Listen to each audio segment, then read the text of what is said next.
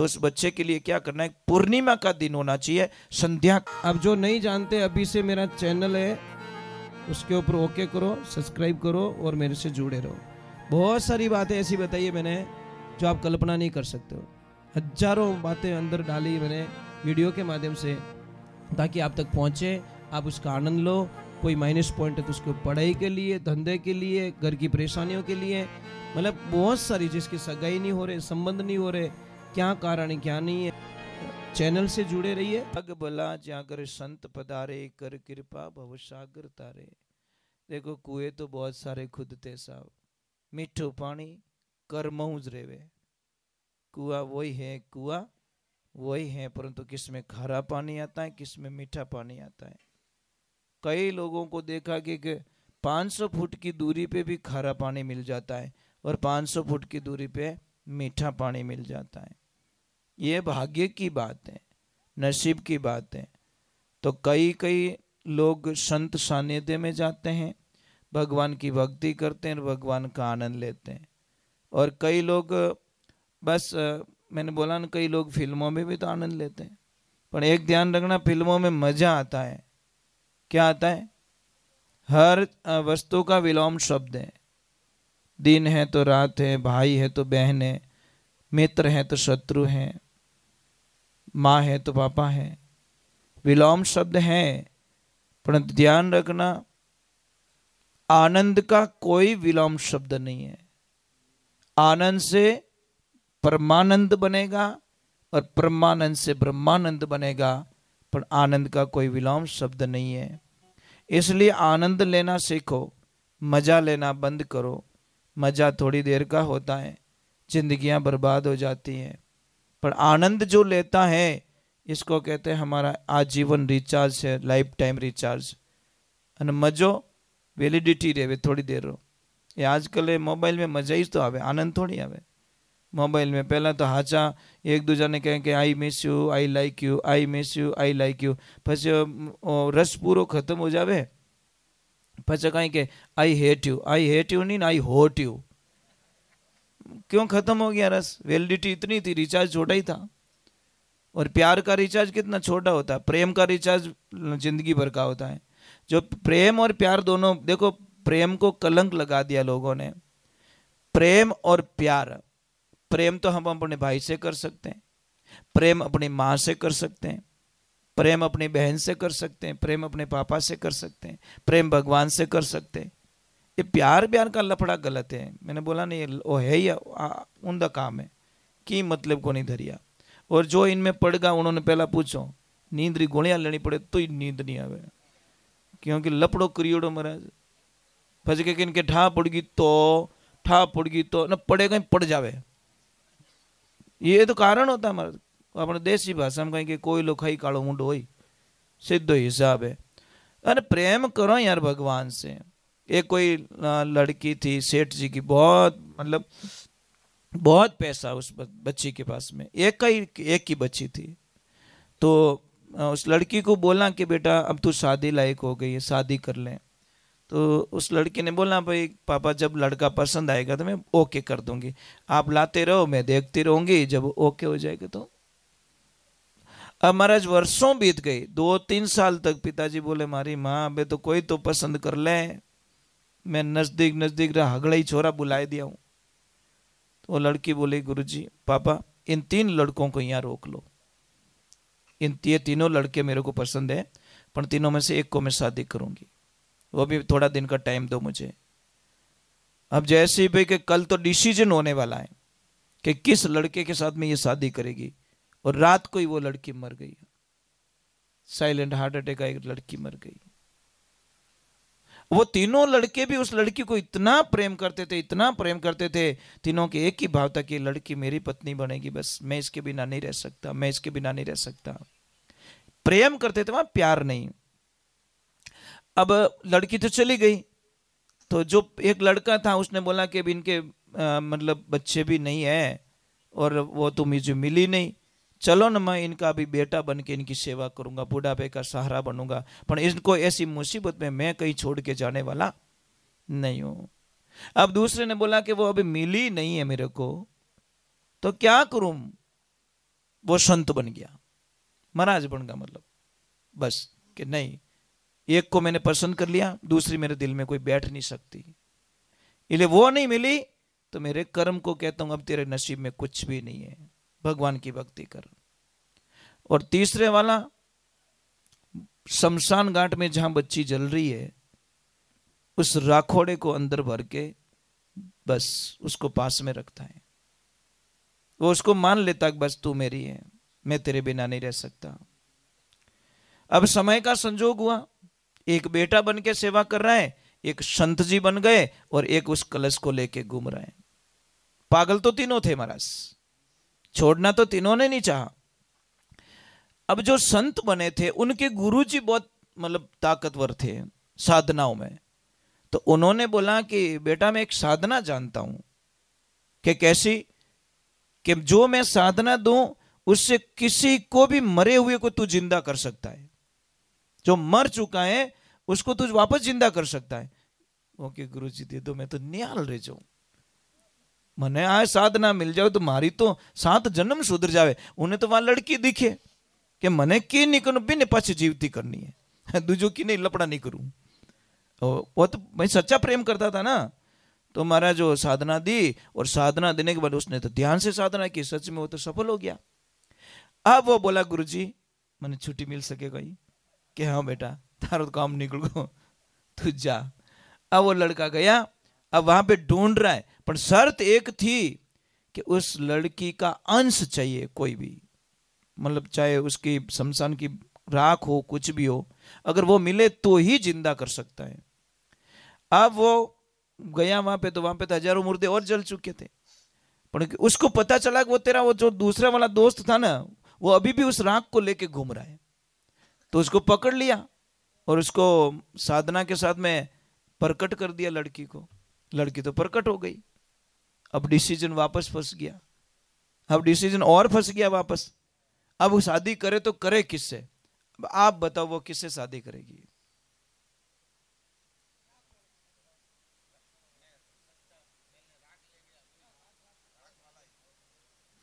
इन्हें आपका अंदाज तो सही जा रहा है, क्योंकि पहले वाला तो बेटा बन गया, तो वो तो उसका भाई हो गया। भाई पहले वाला बोटा कि मैं बेटा बन के काम कर रहा हूं, तो वो तो भाई हो गया। दूसरे वाले ने उसको छोड़ दिया और महाराज जी बन गए, और जो प्राण देता है, जन्म देता है, वो तो पिता के समान हो गया। जिसने उसको प्रकट किया वो तो पिता के रूप में हो गया, तो और जिसने उसको एक पल भी दूर नहीं किया वो उसका पति हो गया। कौन? वो कलश वाला, वो हमेशा कलश लेके घूम रहा है। इसका मीनिंग क्या है? वो तो एक बात बताई गई है बस। तो भगवान की तस्वीर लाना कोई बड़ी बात नहीं है, पर उस तस्वीर में भगवान को देखना बहुत बड़ी बात होती है। लोग तस्वीर तो लेके आ जाते हैं। अब आपको इतनी ठंड लग रही है, ओके, आप सच में भगवान को मानते हो, तो आप बाजार में जाओगे, एक स्वेटर खरीदोगे, एक बढ़िया शॉल खरीदोगे आपके भगवान के लिए, क्या नहीं मेरे प्रभु को ठंडी लग रही होगी, ये आपका प्रेम है। अब आपके तस्वीर ने कहीं ठंडी लगे भगवान के, वाह इतनी रमा समा थाने तस्वीर दी कि तू तस्वीर ही देख, मैं तुझे आगे दिखने वाला, जैसी तेरी भावना वैसा फल पावना। एक भाव होना चाहिए। अभी आपको पता है 8 दिसंबर था शायद, 8 दिसंबर ना, वो जयपुर जी वो पूजा सिंह जी ने 8 दिसंबर को शादी की कृष्णा से, पता है आपको? 300-350 बाराती आए थे और कृष्ण के साथ में फेरे लिए उसने। हाँ, कृष्ण भगवान की ऐसी दीवानी कि बस नहीं मेरा तो गिरधर गोपाल, दूसरा न कोई, शायद सेकंड मीराबाई मिल गई इस जगत को।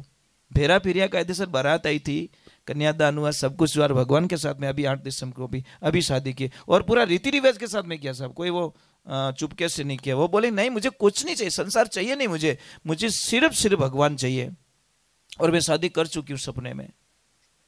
ये होते भाव। हम नहीं कहेंगे आप कर लो, मोने बारे कड़ा वाला कटी के महाराज उन तो लपड़ो पकड़ाई गया। मैं जगत के प्रभु से अगर प्रेम हो रहा है तो कोई दिक्कत नहीं है। संसार से प्रेम नहीं होना चाहिए। मायापति से प्रेम हो जाए, माया से प्रेम ना करो। मायापति से प्रेम हो जाएगा कोई दिक्कत नहीं है, पर माया से अगर प्रेम हो गया, ये क्या है? दिख रही वो क्या है? प्रभु की माया। अगर माया से प्रेम हो जाएगा तो फंस जाएंगे हम लोग। मायापति से प्रेम हो जाए तो फिर माया क्या बिगाड़ेगी भाई हमारा। इसलिए ये बात है, बहुत बहुत झीणी बात होती है। देवियां, एक मेरी प्रार्थना आपसे, कोई वट वृक्ष की पूजा करती है, कोई माताएं बहनें, कोई पीपल पूजती है, कोई क्या करती है, ठीक है, इतना ही प्रेम अगर आपके पति के प्रति हो जाए तो आप निहाल हो जाओगे। ये गारंटी की बात है। जितना उपवास, जितना प्रेम, जितना प्रभु के प्रति प्रेम है, वो प्रेम अगर पति के प्रति हो जाए कि मेरे पति भगवान है, मेरे लिए भगवान है, तो फिर आपको कहीं धाम में, यात्रा में जाने की जरूरत नहीं है, साधना करने की जरूरत नहीं है, जप करने की जरूरत नहीं है। परंतु क्या करे मला, किसको समझाए ये बातें? आप ही छो का गणा गाड़िया बोलना बाप रे, तो कौन सेवा करेगी, कौन भगवान मानेगी? अब ये भी सही है कि गाली बोलने वाला कभी भगवान हो नहीं सकता। भगवान गालियां थोड़ी बोलते हैं भाई, उस लायक तो बनो यार। रोड पे पड़े हो अनके मने मंदिर में ले जाने फिट करो भाई, पहले मूर्ति बन जा, फिर मंदिर ले जाएंगे तेरे को, पर पहले मूर्ति तो बन जा, पहले हम अच्छे बन जा तो हमारी पूजा होगी साहब, इसमें कोई शंका नहीं है। पर पूजा लायक हमको बनना पड़ेगा। अब तीसरी पढ़ पर क्या डॉक्टर पढ़ को क्या नो मारनो, मतलब जिंदे को मुर्दा बनाएगा क्या? समझ में आ रहा है कि नहीं आ रहा है? तो पहले डिग्री तो हासिल कर लो, सर्टिफिकेट तो मिल जाए आपको, तो आपको भगवान मानेंगे। आपका आचरण बदलो, आपके मीठे बोल, आप बढ़िया बोलो, आप इनका वखाण करो। ये जैसे कोई खाना आना बनाए तो आपको बोलना चाहिए, लक्ष्मी जी आपके हाथों का खाना कितना बढ़िया बनता है, पता है आपको, बहुत अच्छा बनाते हैं, भले ना नहीं भावे तो भावे पर खा लेना।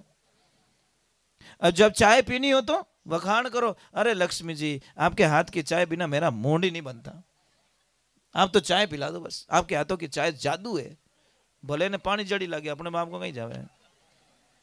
अरे अगले का दिल जीतना है, जीत लो यार। ये जब साड़ी आड़ी कुछ पहने, ड्रेस पहने तो कहीं कहना वाह कहीं जचे, भले ना जचे, अपने क्या लेन देना। बोल दिया, अगले को संतुष्ट हो गए, अगला बोला कोई वखाण नहीं करिया, ए तो वखाण करिया। अब एक छोटी सी बात है सब, एक एनर्जी बढ़ती है। अब हम भजन गा रहे हैं और हमें कोई खड़ा होके बोले वाह महाराज जी क्या गाते हो, तो महाराज हमारा खून नहीं बढ़ेगा, हमें कितनी खुशी मिलेगी, और यार कोई तो मिला यार। उनके अरे महाराज थन कहीं गावनी भौं भौं करो, वाह भजन है तो जो कोई भूल गो। समझ में आ रही कि नहीं आ रही? जो था गाने वाला था, दिल से गाने वाला, वो भी भूल गया कि आनंद कहीं से कहूं, कहीं गाऊं, अटे तो गावने की कोई कदर ही नहीं है महाराज। तो ये सारी चीजें अगले को खुश करने का एक ही तरीका है, कोई मंत्र तंत्र जंत्र काम करने वाला नहीं है। आपकी वाणी जबान जैसी प्यारी जगत में जबान जैसी खारी, क्या मिनक जमारो मिली और बंदा जीती बाजी हारेगा। अब मैं आपके सामने इतना अच्छा बोल रहा हूं, इतना अच्छा बोल रहा हूं, ठीक है, और हमारे घरे में लपड़ो करता रहूं तो बात खत्म हो गई साहब। अगर मेरे बच्चों के साथ में मैं क्लेश कर रहा हूं, मेरी लक्ष्मी से मैं झगड़ा कर रहा हूं, मेरे भाइयों से मैं झगड़ा कर रहा हूं, तो धूल इस भगवे में, कोई मतलब नहीं, पाखंड है सिर्फ, कोई मतलब नहीं है। अगर मैं मेरे भाइयों के साथ में अच्छा नहीं रह रहा हूँ, मेरे आड़ोस पड़ोस के वालों से, आड़ोस पड़ोस वाले अगर मेरे से दुखी है, तो साहब मुझे नाटक नहीं करना चाहिए।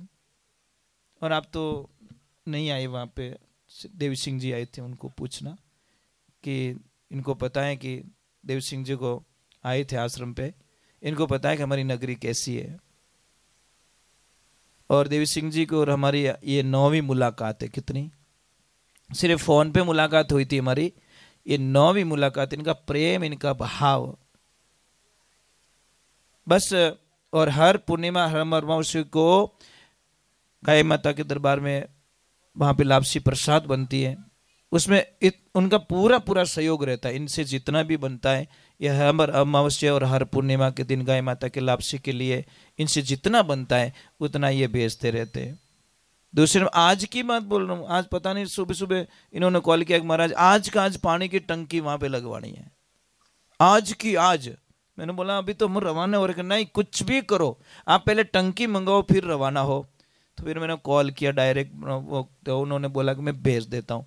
तो वो टंकी वहां पे रख के इन्होंने कुछ कितना 5200-5500 रुपये कितना था, इन्होंने एंड टू एंड पे किया, और वो पानी की टंकी इन्होंने गाय माता के लिए लगवाई एंड टू एंड आज की तारीख में। और ये देखो इनके भाव थे महाराज, भाव बिना कुछ भी नहीं होता। नहीं निकलता आदमी से 100 रुपया।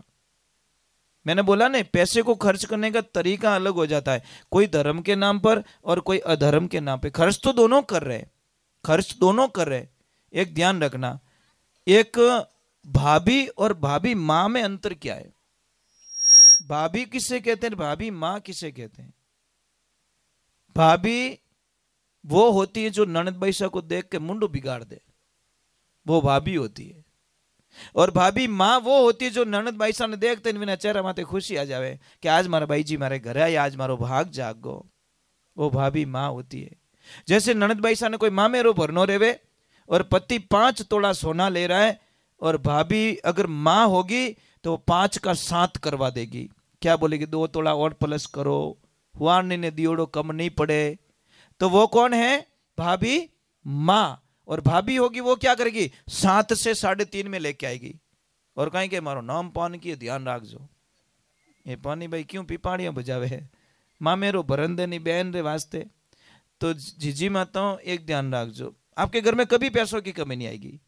पर एक ध्यान रखना, आपका पति अगर आपकी ननद बैसा के लिए कुछ ले रहा है, पसंद की कुछ ड्रेस दे रहा है, कोई गहना दे रहा है, तो आप कभी आडा मत फिर जाओ। फिर देखो आपके घर में इतनी लक्ष्मी आएगी आप कल्पना नहीं कर सकते। आपको उल्टा ज्यादा बोलना चाहिए कि उनको और दो। और बहन को दिया हुआ कभी कम पड़ता है क्या? मुझे तो नहीं लगता कम पड़ता है। फिर जिन्हें नीति घाटो है जो भी कम पड़ना ही है। एक बहन थी बेचारी, बहुत दुखी बहुत दुखी बहुत दुखी, मतलब एक टाइम का लाए तो शाम को नहीं, शाम को लाए तो सुबह में नहीं। परिवार लंबा चौड़ा, बच्चे 2-4 बच्चे, पति कई वर्षों से पलंग पे पड़ा, वो खुद मजदूरी करती है, बच्चों को पाल रही है, पति की दवा ला रही है। ज्यादा ही प्रॉब्लम हो गई तो उसने अपने भाई को याद किया कि मैं भाई के पास में जाती हूँ, मेरा भाई बहुत पैसे वाला है, वो कुछ अगर हेल्प कर देगा तो मेरे 4-6 महीने 12 महीने निकल जाएंगे। अब वो आस लेके भाई के पास में जाती है। भाई छत पे खड़ा रहता है और भाई बहन को देखकर अपनी पत्नी को बोलता है कि देख लक्ष्मी, मुझे पता है मेरी बहन दुखी बहुत है और उसको कुछ देना पड़ेगा। वो मेरे बारे में पूछे तो ऐसे बता देना तुम्हारे भाई तो बाहर गए और मैं ऊपर के कमरे में सो जाता हूं और तू कुछ देना मत उसे। महाराज जैसी बहन आई, प्रणाम किया भाभी साहब को और बोला भाभी साहब मेरे भाई कहाँ है कि तुम्हारे भाई 4 दिन से बाहर गए। बोला भाभी मैं बहुत दुखी हूं, मुझे कुछ हेल्प चाहिए। तो भाभी क्या बोलेगी, थोड़ा भाई रे पूछिए बिना मैं कि सुई रो धागो ही नहीं दे सकूं। आप जानते हो तुम्हारे भाई का स्वभाव कैसा है। साहब मैं छोटी सी बात कहूं आपको, यहां पे पापा मम्मी की याद आ जाती है साहब। काश उसके पापा मम्मी होते तो चाहे कहीं से भी लाते, पर बेटी ने खाली भेजता। कहने माँ बाप री याद अट आया करे महाराज। अब वो टूट गई महाराज, आंखें में आंसू बिना कुछ बोल नहीं पाई, कुछ नहीं बोली कि काश मेरे पिताजी और माँ होती तो शायद मुझे ये शब्द सुनने को नहीं मिलते। इसीलिए तो बेटी क्या कहती है, जब तक पिता जिंदा रहता है ना छाती ठोक के बोलती कहीं के वो हमारा बाप रो घरे ध्यान रखजो। पर जब बाप दुनिया से चला जाता ने, बेटी के पैरों तले जमीन खिसक जाती है। दुनिया मेरी लुट गई, बस अब कुछ नहीं बचा मेरे पैर में, क्योंकि मेरे पापा तो मेरे लिए। और हर पिता है ना बेटी की आंखों में आंसू देखना नहीं चाहता साहब। पिता बहुत कमजोर होता है बेटी के सामने, बहुत नहीं, बेटों के सामने तो बहुत शूरवीर होता है, पर बेटी के सामने पिता इतना कमजोर हो जाता है जिसकी कल्पना नहीं कर सकते। बेटियों को भी अपने पिता की परीक्षा लेके देखना, माँ कसम। पिता की जेब में 100 रुपया नहीं है, आप थोड़ा सा 2 आंसू बहा के पिताजी के सामने लिस्ट रख देना, माँ कसम वो कहीं से ब्याज से गिरवी रख के आपकी रिश्ता पूरी कर दे। उसका नाम पिता है महाराज। पिता को समझो, गहरे उतरो। पिता पिता वो होता है जो बेटी को कलेजे का टुकड़ा मानते हैं। अब वो बेटी ने बोला बस मेरे दिन चले गए, अब मुझे वापस निकल जाना चाहिए। आस लेके आई थी, बड़ी निराश हो गई, पर जैसे बाहर निकली साहब, धरती ने बीज नहीं खोया, ध्यान रखना, धरती ने बीज नहीं खोया। सामने वाले चबूतरे पे एक भाई बैठा, वो बोले जीजी क्यों रो रहे हो? कि भाई मैं बड़ी आस लेके मेरे भाई के पास में आई थी, पर मेरा भाई यहाँ पे नहीं है, मेरी भाभी ने कुछ दिया नहीं। तो उस भाई ने क्या बोला देखना, उस भाई ने बोला कि बहन मैं तारी जाति रो भाई कोनी, मैं थारे खून रो भाई कोनी, पण गैली तारा गांव रो तो भाई हूं। तेरे गांव का भी तो भाई होता है ना। अरे वो भाई बाहर गया तो क्या हुआ, ये भाई तो यहीं बैठा है, बोल थारे कई चीजें। अंदर आवाज लगी, लक्ष्मी जी पैसा आया है। हमारी जीजी ने कहीं कहीं चीजें, जितनी चीजें जो कुछ चीजा दे दो। लक्ष्मी मिले तो ऐसी मिले कि भाई जी आपकी आंखों में आंसू। अरे हम बैठे हैं ना, जिसका कोई खून का रिश्ता नहीं, कोई समाज का रिश्ता नहीं, कोई लेवल का रिश्ता नहीं, उसने तुरंत बैलगाड़ी मंगाई और थोड़ा अन्न दे दिया, थोड़ा बिस्तर दे दिया, थोड़ा खाने का दे दिया, थोड़ा सामान दे दिया, पैसे दे दिए, और बेटे को बोला कि जा बेटा बुआ जी को घर पे सही सलामत छोड़ के आना। जैसे ही बेटा जाता है, परंतु पीछे से दोनों पति पत्नी आवाज करते हैं कि कहीं बुआ जी ने, बहन ने भोजन बना के बेटे को खिला दिया और बेटे ने बदले में कुछ नहीं दिया तो हमारा पुण्य खत्म हो जाएगा। पर 2 दिन हुए, बेटा जब वापस आता पैदल आ रहा है अकेला ही। बेटे को पूछा, बेटा बैलगाड़ी कहाँ है, बैलगाड़ी कहाँ है? कि पापा बुआ जी ने मुझे भोजन जिमाया, मैंने मेरी जेब चेक की, रुपये निकलियो को नहीं, तो मैं से उस भोजन के बदले में बैलगाड़ो दी आयो, मैं तो दे दिया मैंने। उस टाइम में उन्होंने बोला, वाह भाई हम तो धन्य हो गए, ऐसे बच्चे को जन्म देके, ऐसे बच्चे की परवरिश करके, हमारे से भी तो डबल निकल गया। इसलिए महापुरुषों ध्यान रखे, बहनों के लिए कोई मुंह ना छिपाए। मैं तो वही कहूं, थारा भाई रहे तो वो तो हिस्सों ले तो व्यवहारिक बात है। अरे बहन को तो हम ब्याज के भी नहीं देते साहब, उसकी प्रॉपर्टी जो छोड़ के जाती नहीं, उसके ब्याज का भी मामेरा नहीं भरते। दूसरी बात छोड़ दो, समझ में आ रही नहीं? बहन को क्या दे रहे कि बहन रे मामेरो भरियो, अरे उन प्रॉपर्टी रो ब्याज गिन ले भैया, तो भी मतलब वो मामेरा नहीं भर पा रहा है तो जिसका है उसको देने में मौत क्यों आती है हम लोगों को? हमारी लिस्टें कभी पूरी होती क्या? कभी नहीं होती साहब। तो उसको दो, खूब दो, भगवान भला करेगा। बोलिए सत्य गुरुदेव की। तो जीजी माता, मैं विश्वास कर सकता हूं, अभी भाभी माँ कौन कौन बनेंगे? ऊपर हाथ कर लो।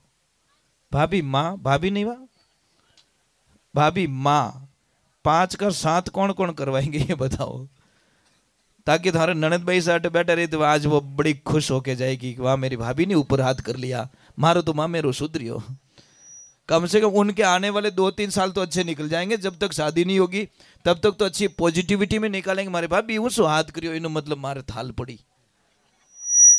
भाई भाई किसकी सहायता करो या मत करो, बोल तो दो कि काम पड़े जने याद कर जाए। हो सकता है 2-3 महीने उसके अच्छे निकल गए। भाई एक छोटी सी बात है, ये भी एक जिंदगी की एनर्जी प्रोवाइड करना भी बहुत बड़ी हालत होती है।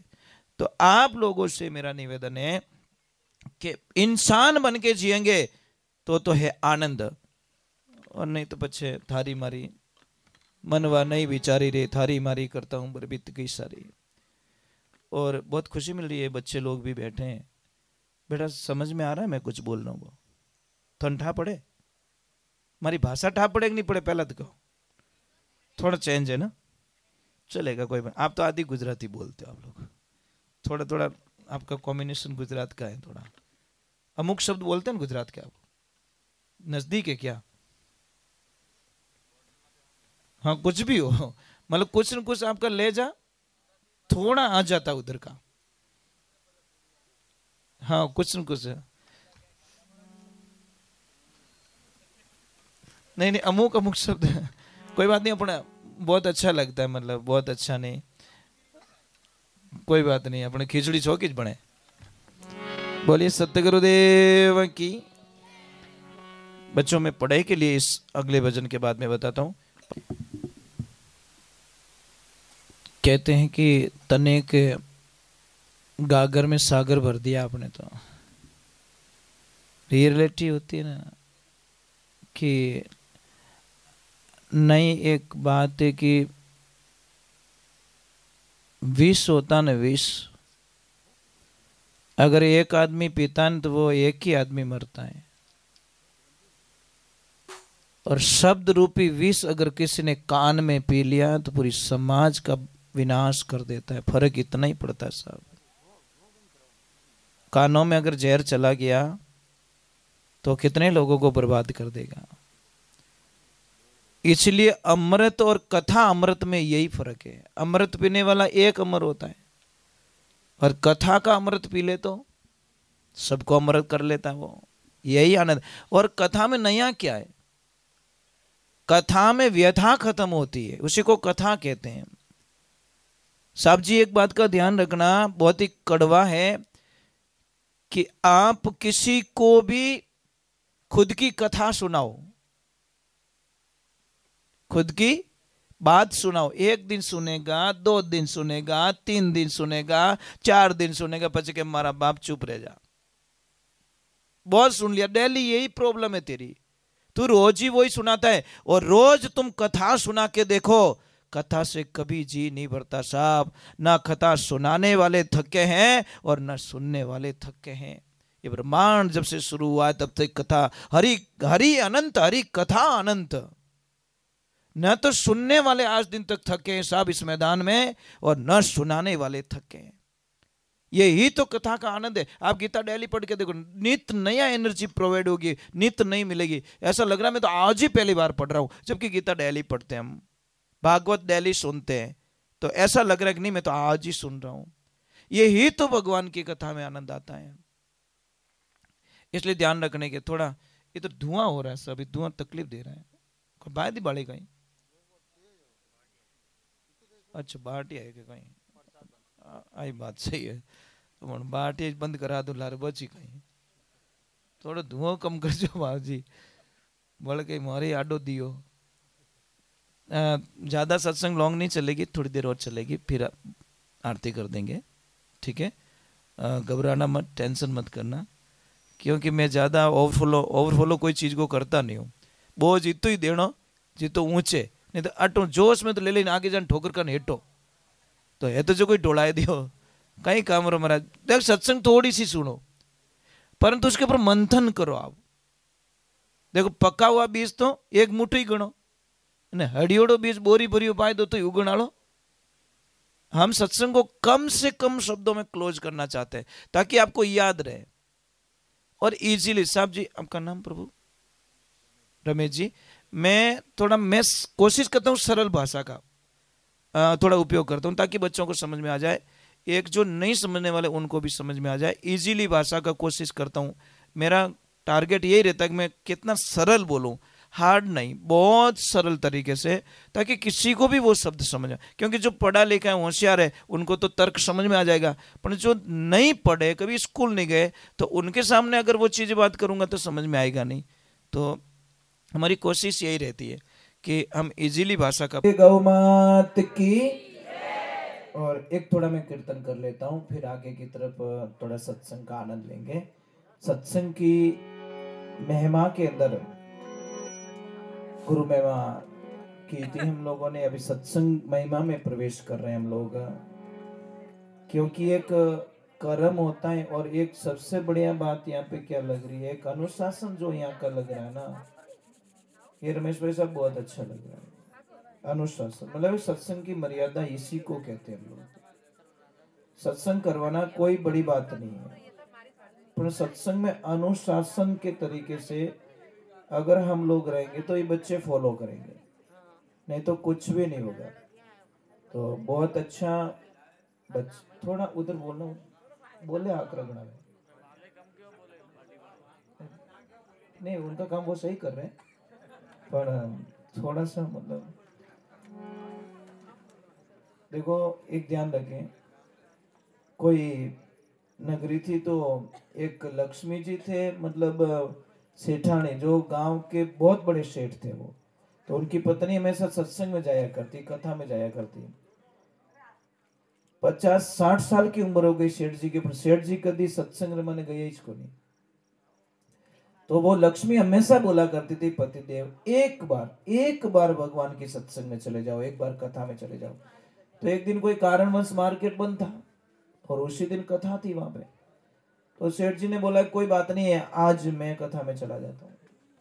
वो लक्ष्मी बोली, भगवान थारे बोलो करे, सुनी मारो प्रभु। अब भगवान की ऐसी कृपा हुई, आपको पता है कोई आदमी अगर 100 रुपया कभी खर्च नहीं कर रहा है और वो डायरेक्ट 1 लाख की कोई बोली लगा दे तो साहब उन्होंने मुंडो देखे कि नहीं देखे सर, क्या भूल गो तो नहीं है कि नींद में तो नहीं है, क्योंकि तो कभी 100 रुपये खर्च करी याद नहीं आवे। अब 10 लाख की बोली लगाई, उसको नहीं देख रहे लोग कि ये तो आदमी करता ही रहता है। पर जो नहीं करता है, देखो एक छोटी सी बात है, कोई जिंदगी में कोई नाचता नहीं है और वो खड़ा होकर नाचने लग जाए, सब देखेंगे नहीं देखेंगे कि इसको आज क्या हो गया, ये तो कभी नाचता ही नहीं। तो वो सेठ जी जैसे ही कथा में प्रवेश किया तो पूरे गांव वाले खड़े हुए, हाथ जोड़ने लगे, आइए सेठ जी आइए, और डायरेक्टली क्या बोले, आइए। एक बिस्तर लिया और बोला बैठिए। अब बिस्तर कहां लगाया, कूलर के पास में, जहां हवा लग रही थी बढ़िया ठंडी ठंडी, और गर्मी का दिन था। अब सेठ जी ने बोला गुरुजी कब आ रहे हैं, कि गुरुजी 15-20 मिनट बाद में आएंगे। तो सेठ जी ने बोला थोड़ा मैं सो जाता हूँ, कोई मुझे डिस्टर्ब मत करना। तो सेठ जी तो सो गए, बढ़िया ठंडी हवा आ रही थी। अब सोता तो इन टाइप सोता कि पूरी कथा पूरी होगी 28 को नहीं, कोई मतलब नहीं है महाराज।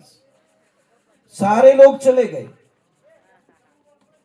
और आखिर में जो आदमी का बिस्तर था ना, वो परेशान होके सेठ जी को उठा के बोला अब जाइए। पहला शब्द क्या था, आइए। दूसरा क्या था, बैठिए। और तीसरा क्या था, अब जाइए। तो सेठ जी ने बोला कथा की कथा तो पूरी हो गई।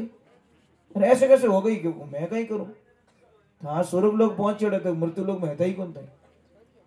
अब भगवान की ऐसी कृपा हुई, पर सेठ जी ने बोला कथा में आनंद तो बहुत आया, कोई डिस्टर्ब नहीं। सेठ जी ने बोला परमानेंट आऊंगा मैं, जगह यही रखना मेरी।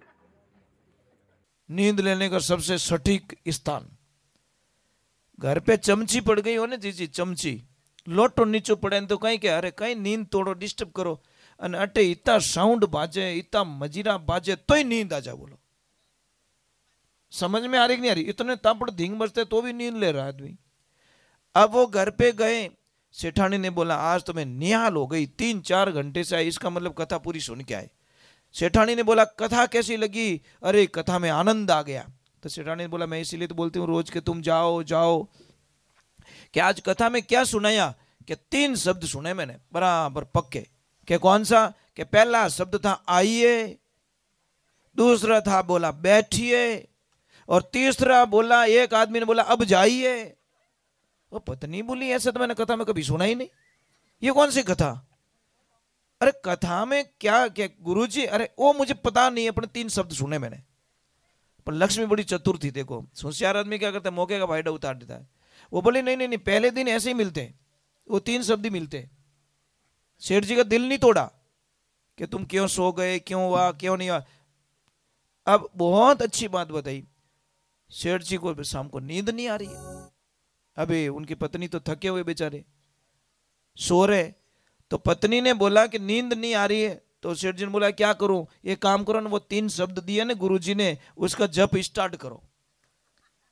अब सेठ जी बैठ गए ध्यान में, गर्मी के दिन थे, दरवाजा खुला था, बोले थोड़ी हवा आएगी, आंखें बंद है और अकेले ही बोल रहे आइए बैठिए अब जाइए।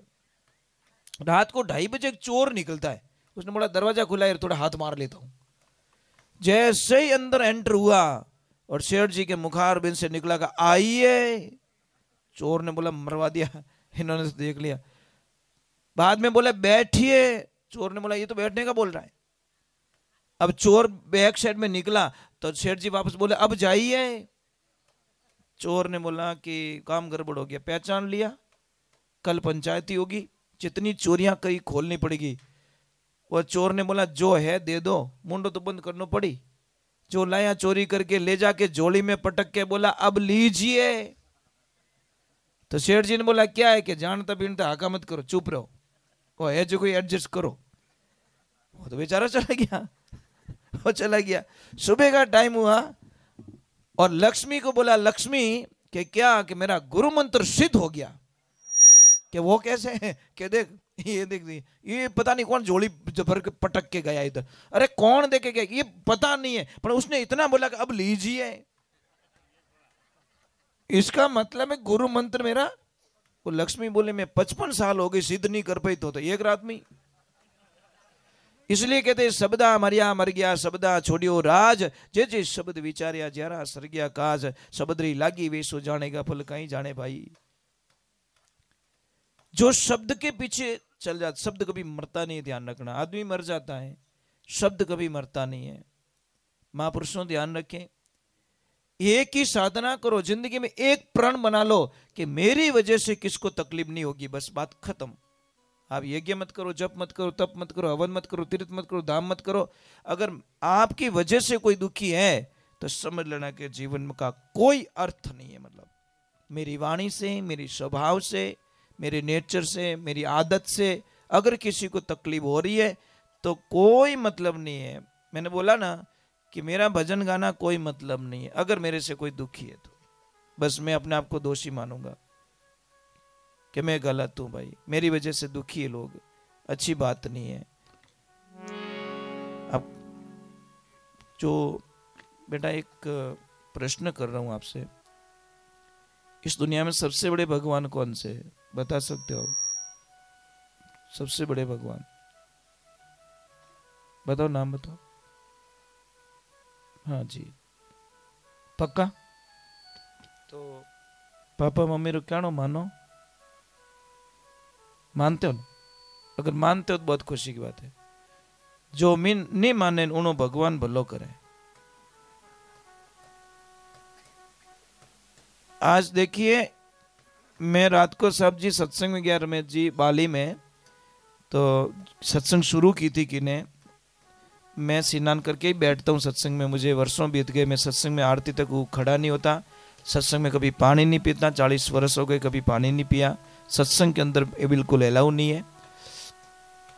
तो मैं जब आया तो वजन चालू थे, ऐसे ऐसे 3-4 माइक लगे थे और एक दाता गा रहे थे और सामने भी एक भाई साहब बैठे थे, उधर भी एक भाई साहब बैठे थे, उनके गाने वाले के पास में भी एक भाई साहब बैठे थे, पर वो गा रहे बड़े आनंद से। मुझे बड़ा अच्छा लगा, मैं क्या सत्संग तो बहुत अच्छी हो रही है। तो जब भजन पूरा हुआ तो उन्होंने बोला गुरुजी आप गाइए, तो मैंने थोड़ा उनका परिचय पूछा, मैं कि यार आपका जो मंडली है ना, जो आपका मंडली है ना, ये बहुत अच्छी मंडली है साहब, इस दृश्य को आप बात सुनोगे ना आपको अजीब सा लगेगा। मैंने बोला आपका कॉम्बिनेशन बहुत अच्छा है, मैं कि ये भाई साहब हुंकारो बढ़िया देवे, ए लारे लारे गावे बढ़िया है, ए थारे जेलो बढ़िया राखे, के गुरुदेव ये मेरा बेटा है, ये मेरा बेटा है, ये मेरा सबसे बड़ा बेटा है, वो वकील साहब है, वो इंजीनियर साहब है, 6 बेटे एक डॉक्टर हैं, 6 के 6 सरकारी जॉब में, पर भजन हम सब बाप बेटे एक साथ में गाते हैं। साहब जी भर गया वास्तव में, क्या संस्कार दिए उन्होंने, इतने बड़े पद पा लिए। पर पिताजी की एक बात आई, कई लोग मुझे एक चर्चा करते, मैं भैंस का दुश्मन नहीं हूं ध्यान रखना, परंतु कई लोग मुझे प्रश्न करते कि गुरु महाराज मेरा बच्चा है, पढ़ाई नहीं करता, आलस बहुत करता है, कहना नहीं मानता और दिमाग बहुत कमजोर है, तो मैं एक ही चीज पूछता हूं, भाई दूध किसका पिलाते हो आप? वो बोले भैंस का। तो भाई इसका इलाज मेरे पास में नहीं है, आई एम सॉरी, मैं इसका इलाज नहीं कर सकता। क्या कारण बताओ? कि कारण यही है कि गाय माता जब बछड़ी को जन्म देती है तो कहीं क्यों बछड़ो क्यों, पछे क्यों टोगड़ियो, पछे क्यों नारकियो, पछे क्यों बलद, कितना रूप रिया, 4 रिया। और भैंस जिस दिन पाडे को जन्म दिया उन दिन पाडो मरियो, जितनी पाडो ही रियो, कोई फर्क नहीं पड़ियो महाराज, कोई चेंजिंग नहीं। हाँ पाडो ही पाडो नहीं उसका, इन्हों कोई दूसरा नाम आयो बीच में की को नहीं आयो। दूसरे नंबर भैंस के पाडे को देखना, दूध पीते ही एक तरफ जाके सो जाएगा, बोले माँ क्या नाक बबड़े तो उड़ावे को नहीं, इतना आलस आएगा, क्योंकि दूध में फैट होता है और ज्यादा फैट होता है, आलस आएगा और वो सो जाता है। गाय के बछड़े को देखना आप, 10-15-20 मिनट आधा घंटा हाथ ही नहीं आवे, दूध पिया करे पूछड़ो ऊंचो टावर एंटीना, और माँ कसम बच्चे थोड़ी देर तो मिलते ही नहीं, पकड़ में ही नहीं आते, वो दूध पच जाता। तीसरे नंबर देखना, 10 भैंस के बीच में एक भैंस के बच्चे को छोड़ देना, वो 8 भैंस की लात खाएगा। वो क्या सोचा, यही मेरी माँ हो सकती है, यही हो सकती है, तब जाके भैंस के पास में पहुंचेगा। और गाय के बछड़े को 100 गाय के बीच में छोड़ना साहब, विथिन 30 सेकंड के अंदर अपनी माँ को ढूंढ निकालेगा। समझने में थोड़ा समझिए, गहरे समझिए आप, गाय क्या है समझ लीजिए। अब चौथे नंबर की बहुत अच्छी बात बता रहा हूं। एक अनजान गाय को आप एक रोटी देना, गुड़ और रोटी देना, टाइम लिख देना, सेकंड डे उसी टाइम को वो गैया मैया वहां पे आ जाएगी। और भैंस को बादाम का हलवा खिला देना। जहां पे भी कीचड़ मिलेगा ने वो मेकअप कराने के ब्यूटी पार्लर में घुस जाएगी और पूरा कीचड़ लेप करके आएगी। आई एम भैंस। हे मारी मां कटे लोट रही कादा में तने स्नान करे और तो 5 मिनट में कादो रगड़ी आई। अब उससे हम आशा करते कि उसका दूध पी के हम इंटेलिजेंट बन जाए, तो खुद कादो। समझ में आ रही कि नहीं आ रही? अब इसीलिए, और एक बहुत अच्छी बात, भैंस को गाय को 100 किलोमीटर दूर ले जाना आप और छोड़ के आ जाना, गाय वापस घर पे आ जाएगी। और भैंस को सिर्फ 3 किलोमीटर दूर ले जाना, छोड़ देना। वो भैंस सोचेगी मैं आई कहां से। इसलिए साइंस कहती है बफेलो मेमोरी शॉर्ट, उसकी 2.5 घंटे तक दिमाग काम करता है, पर जब भूल जा मैं आई कटूं कहां से आई मैं। इसलिए भैंस को ढूंढते फिरते लोग, मेरी भैंस देखिए, तू बांधी है कहीं। भैंस को ढूंढते फिरते हैं, गाय को ढूंढने की कोई आवश्यकता। इसलिए मैं नहीं कहता भैंस मत रखो, भैंस रखो, पर गाय को आप घर से बाहर निकाल देते हो। देखो ये यहाँ पे जो 2 गैया मैया आई नहीं, देवी सिंह जी ने हमारी एडवाइस से 2 गैया मैया लेके आए। एक ला रहे थे, मैंने मना कर दिया, नहीं मैं कि एक मत ले जाना, क्योंकि गाय की आदत मैं जानता हूं, क्योंकि मेरा जीवन पूरा गाय के बीच में निकल गया। मैं कि 2 ले जाओगे तो एक दूसरे को समझ के, एक दूसरे को देख कर उनकी एनर्जी जो होती है ना, उनकी जो मानसिक स्थिति होती है ना, वो कमजोर नहीं बनेगी। और बहुत अच्छी, अभी मैं देख के आया था, बहुत अच्छी दोनों गैया मैया, बहुत अच्छी, नहीं बहुत अच्छी। और उस बछड़ी का नाम क्या, देवकी क्या रखा? देवकी क्या वही है ना? बहुत मस्त है, बहुत अच्छा। तो ये छोटी सी बात है, गाय को दूध तक सीमित मत रखो आप। ये मत सोचो दूध नहीं देती, अरे भाई गाय का मुंह देखो।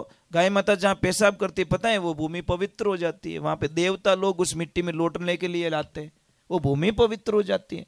और गैया मैया जहां पे बछड़े को जन्म देती है ना, बछड़े को जन्म देती, वो गीली मिट्टी हो जाती है। वो मिट्टी उठाइए आप, उस मिट्टी को छोड़ना मत। बड़ी भाग्यशाली लोग होते हैं, उस मिट्टी को उठाइए और घर में लीपणों करो, धनवान हो जाओगे आप। आप उस मिट्टी को अपवित्र मानते हो, जबकि वो मिट्टी इतनी पवित्र हो जाती है। उसी को उठाओ, गीली गीली मिट्टी को, और अपने घर में जहां पे कच्चा आंगना होता है वहां पे लेप कर दो, मिट्टी का लेप कर दो, इतना बढ़िया होगा। और आपकी कोई भी समस्या XYZ प्रयोग करना है ना, प्रयोग आप कर सकते हो। कोई भी तकलीफ हो, आप गाय माता के कान में जाके कह दो, गुड़, एक रोटी दे दो, गुड़ दे दो, और गाय माता को अपनी एप्लीकेशन दे दो कि हे माँ मैं बहुत तकलीफ में हूँ, मैं बहुत समस्या में हूँ, मेरी समस्या का निदान करना। तो गैया मैया आपकी समस्या ऊपर से ऊपर बाईपास निकाल देगी, पता ही नहीं चलने देगी आपको। और कोई भी बच्चा अगर पढ़ाई में कमजोर है, मेमोरी नहीं है, याद नहीं रहता, पढ़ना चाहता पर आगे नहीं बढ़ पा रहा है, तो उस बच्चे के लिए क्या करना है, पूर्णिमा का दिन होना चाहिए, संध्या काल होनी चाहिए, और गाय वाले के पास में जाओ और गाय वाले को बोलो मुझे दूध चाहिए, पर मेरे सामने निकाल के देना है। पहले निकाला हुआ दूध नहीं चाहिए गाय का, मेरे सामने बछड़े को छोड़ो, जब बछड़ा दूध पिएगा फिर गाय दूध देगी। तो आगे वाले जो थन है वो दूध निकलवाइए आप, पीछे वाले का नहीं, आगे वाले दोनों थन का दूध निकलवाओ और घर पे लाओ, उसकी खीर बनाओ, ड्राई फ्रूट डाल दो, जो भी डालना है, खीर बना के 2 से 3 घंटे तक उस खीर को मतलब चंद्रमा के प्रकाश में रखना, उसका मेल करना, कुल मिला के उसकी जो प्रकाश है वो वहां पे पूर्णिमा के दिन उसके ऊपर पड़ना, फिर उस बच्चे को खिलाओ। आप मना करोगे तो भी बच्चा जबरदस्ती पढ़ेगा, नहीं मुझे पढ़ना है, मुझे कुछ करना है, उसके सपने बहुत बड़े हो जाएंगे, नहीं मैं कुछ बनना चाहता हूं, अरे कुछ बनो ना, आपको कोई आइडियल माने ऐसा करो ना, कुछ ये करिए आप। क्या नॉर्मल जीवन जीने का छोटा, देखो स्वामी विवेकानंद जी क्या क्या कहते थे, उनको बहुत फॉलो करता हूं मैं। वो कहते थे अगर सो रहे हो तो जग जाओ, जग गए हो तो बैठ जाओ, बैठ गए हो तो खड़े हो जाओ, खड़े हो तो चलने लग जाओ, अगर चल रहे हो तो दौड़ने लग जाओ। यही कामयाबी की सबसे बड़ा मंत्र होता है। अपने आप को टॉर्चर ज्यादा करो खुद को। ये मन कहता नहीं 15 मिनट बाद मैं उठूंगा, उसको बोला नहीं तेरे कहने चक्कर में आने वाला नहीं हूं, तू बेटा 15 मिनट की जगह 1.5 घंटा हो जाए, मैं तेरे चक्कर में नहीं आऊंगा। नहीं, मन का कहना तो मानो ही मत। ये मन क्या करेगा, थोड़ा आलस पैदा करेगा, इसको बोला नहीं यार तेरे चक्कर में मैं आने वाला नहीं हूं, मेरा टाइम एक्यूरेट है, मुझे गुरुजी 4 बजे माला फेरनी तो फेरनी, कोई समझौता ही नहीं साहब, कोई कोई समझौता नहीं करता, नहीं मुझे माला फेरनी बस, चाहे कितनी नींद आ रही है, नींद को बोलता थोड़ी देर आउट हो जा, मुझे डिस्टर्ब मत कर प्लीज, तुझे आना है मैं माला से उठ जाऊं પછી तू तार काम बनाए दीजिए, आडो नेक दीजिए मैंने, पर अब मत कर डिस्टर्ब, क्योंकि मुझे भगवान से ये चीज है। तो ये बातें बहुत छोटी होती है, बट बातों को जिंदगी के अंदर उतारो, गहराई में जाओ।